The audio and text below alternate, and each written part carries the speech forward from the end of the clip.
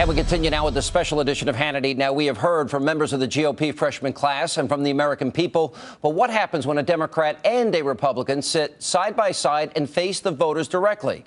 Now, let's go back out to Washington and our own Frank Luntz.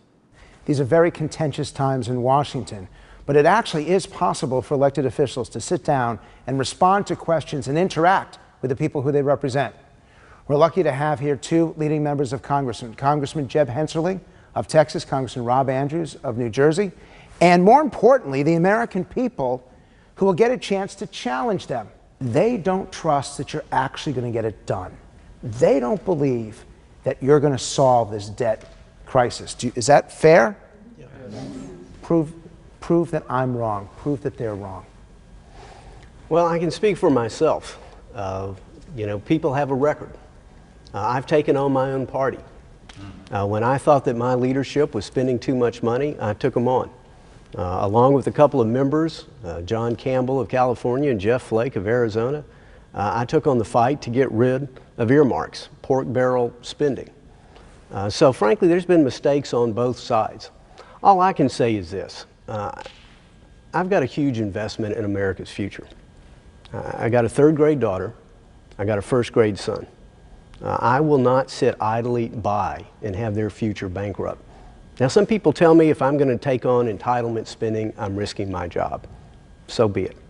I cannot look my children in the eye and let this happen to them. Everybody go back to 50, please. Congressman Andrews, the battles between the Republicans and Democrats got pretty vicious on the floor of the House and comments on the various news networks. Why should they believe that this time you guys are going to get it done? You shouldn't believe it until it happens. And I would just say to you that there have been 3 instances in the last 3 years, where the parties have come together to do some popular things, some unpopular things. Most of you probably hated the TARP, the Wall Street bill. Hated it. Hated it. I would just ask you to take a look, though, and ask yourself this question. Is the country more stable and better off today because we passed that bill? I think the answer is yes, and Republicans and Democrats came together to do that. We came together at the end of 2010 to make sure that nobody had a tax increase in this country. We came together this week to make sure the budget was cut by a little bit. So it's like President Reagan, we're in his building here, trust but verify. Don't trust us, make us verify that we've earned that trust. Yeah. So what do you want them to know? It's now in your hands. What do you want them to know?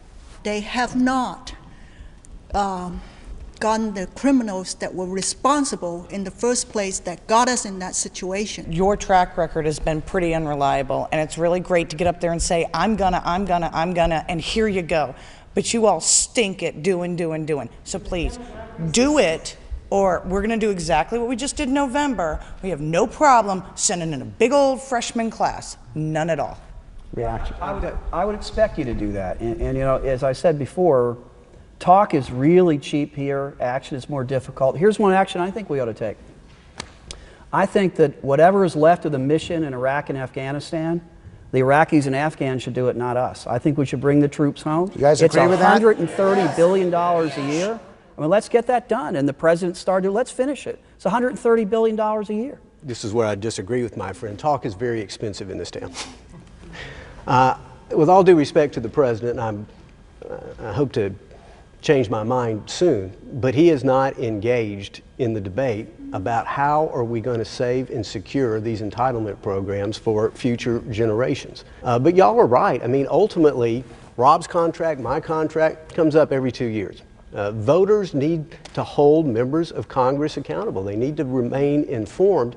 And I got to tell you, the time is drawing near that we're not going to be able to solve these problems without really terrible austerity measures. Today we can do it. We can do it in a fair and planned method, but we've got to act today. And again, it's going to take heavy lifting, and it's going to take a bipartisan approach. So I want you to send a message to them. How many of you, by show of hands, are better off today than your parents were when they were your age? Overall, who would say your quality of life is better than your parents' were? That many.